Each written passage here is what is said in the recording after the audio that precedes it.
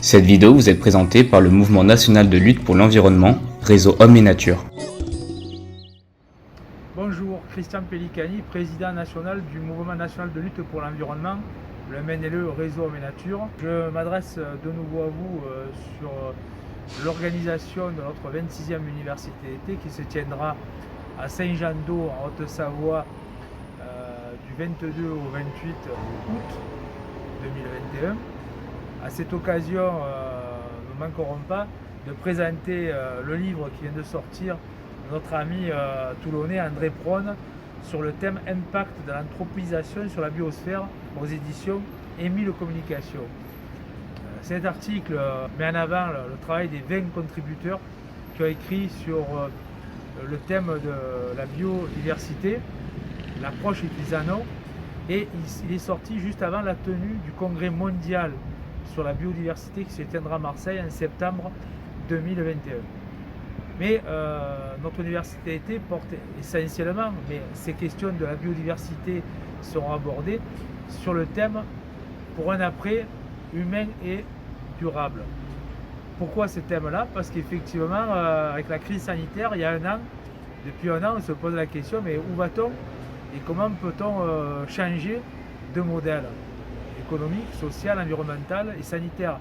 Et de fait, la crise climatique aussi qui pointe depuis plusieurs années maintenant, mais qui trouve au travers du rapport du GIEC qui vient de sortir depuis le 9 août 2021, on voit bien qu'il y a un problème, un vrai problème de fond qui se conjugue, les deux s'additionnent et peuvent nous donner un avenir incertain pour l'humanité.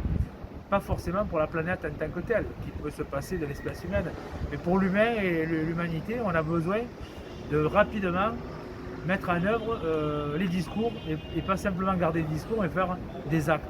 Et donc le débat qu'on va engager, ce sera un débat démasqué, un débat en toute franchise entre militants associatifs qui interpellera, ce débat-là va interpeller, a pour but d'interpeller le politique, les politiques qui sont aujourd'hui aux affaires, mais aussi ceux de demain, pour que les prochains textes de loi prennent à bras le corps ces questions, notamment, je vais prendre deux exemples, mais les transports, est-ce qu'on va toujours continuer à faire du tout routier pour les marchandises et ne pas redonner au rail toute sa place pour réduire les émissions de gaz à effet de serre? De l'autre côté, on va s'adresser aussi à ceux qui ont promu ces lois dites sanitaires ou d'urgence sanitaire, mais qui ne parlent que de répression ou de contrôle. Ne doit-on pas donner à l'hôpital, aux hospitaliers, aux médecins, tous les moyens nécessaires pour à la fois chercher et mettre en œuvre les protocoles sanitaires nécessaires à la protection de la population, ouvrir des lits, des hôpitaux, redonner du sens à ce qu'on appelle la protection sociale et la santé. Mais également sur d'autres sujets comme les transports, l'eau, mais aussi des sujets comme la ville. Voilà. Nous allons aborder toutes ces questions pendant une semaine, du 22 au 28 août à Saint-Jean-d'Eau. Nous présenterons à cette occasion le livre que André Prône a coproduit avec nous, les éditions Émile Communication et 20 contributeurs, qui abordent à la fois la question de la biodiversité, mais aussi qui posent la question d'un changement radical de société, de mode de production et de fonctionnement de tout notre quotidien.